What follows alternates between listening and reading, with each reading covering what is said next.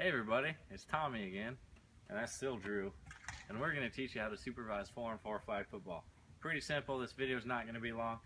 So first, as you'll remember from indoor soccer, all of our stuff is going to be back in the cage, all of our equipment and everything. So you can use this cart to wheel it out.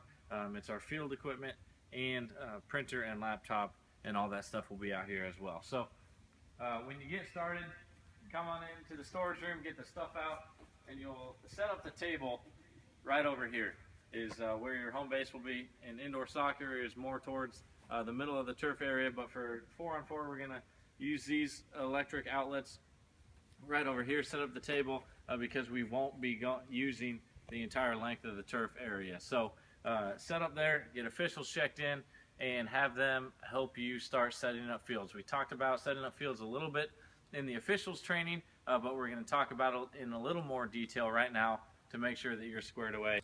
All right, so I'm going to show you how to set up a field here. So one of our sidelines is going to be the regular sideline. Tommy's going to run over there. Oh my God, he's running. So that is going to be one of our sidelines. The other sideline is going to be used with, remember these are fun, okay? These are the temporary sidelines. And we're going to line them up on the inside of the hash marks here. I thought we were going... Okay? The inside. And so in order to set these up, you need a 10-pound weight, one of these bad boys. So you put this through the 10-pound weight, through the hole in the middle. And then you clip it onto this, like so. And then you pull this out. And it takes a while. It is 100 yards long, so you're going to pull it out, all 100 yards.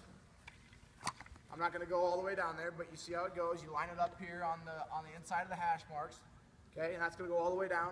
And you bring the other 10-pound weight down there with another one of these white square things, and that's how you set up the lines, okay? And so our fields, the goal lines are going to be the 20s. The reason we do that is because the 20s, the 30s, excuse me, the goal lines are going to be the 30s. It's going to be a 40-yard long field, so 30s, and then the 50 is going to be our midfield, so it works out really easily like that. So 50s are midfield, and then the 30s are the goal lines, and the 20s are the back end lines. All right, so we have our yard markers here. So we're going to put them on each side of the field. We have enough where we can put a goal line and a 20 on each side of the field. So go ahead and do that. We have enough of them, so we might as well mark both sides. It's very important with the smaller field. They're not used to playing on such a small field, and the markings, the permanent markings, are going to be different than what we're actually using for our field. So it's very important that we have our markings on both sides of the field to help eliminate some of that confusion. What's the 20, what's the goal line, yada yada, all that stuff. All right, after games are done, we need to pick up what we've put out. So we need to pick up all the equipment, obviously use the officials to help you with this. Pick up the yardage markers and all that stuff. That's straightforward. Pick up all the pylons and everything. The thing that will be a little bit tricky, not necessarily tricky, but you just have to get used to doing it, is, so you've got these set up. If we unrolled this all the way, which we're not going to do for the purposes of this video, but if we unrolled it all the way the 100 yards, there would be another one right underneath it. So there's two 100-yard lengths of this tape on this one roll. So for the night that there are two fields going, you need to roll up the first one as tight as you can, and then you need to hold that one in place until you can roll the second line over it a couple times so it will hold itself into place. And when you're rolling this, Drew, if you will unhook that. When you're rolling this, you need somebody to stand and hold it tight so that it stays in place. So if, Clint, if you zoom in here, so it doesn't twist and get wrapped like that. So when it's all the way down 100 yards down the field, that's not, having somebody stand way down at the end isn't going to do it. So Drew, if you'll come up and stand, you can just grab it right there.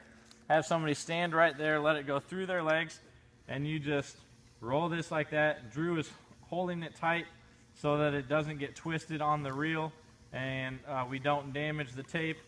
and then once the end gets into his hands, then he can just walk it towards the reel, and you're set to go. So it's not too difficult, but it's just a little different if you've never done it before.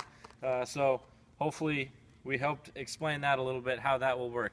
Again, once we're done, we got all the equipment picked up, take a lap around, have the officials help you look for any trash or any water bottles or anything else that's been left out. Make sure we leave this facility better than we found it. Get all the stuff put away, put back into the cage, and you are done with your shift for the night.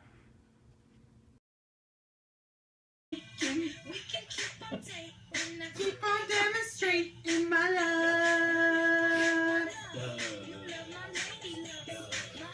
Oh my God. She got me spending, oh, spending all your money on me, and spending time on me. She's got me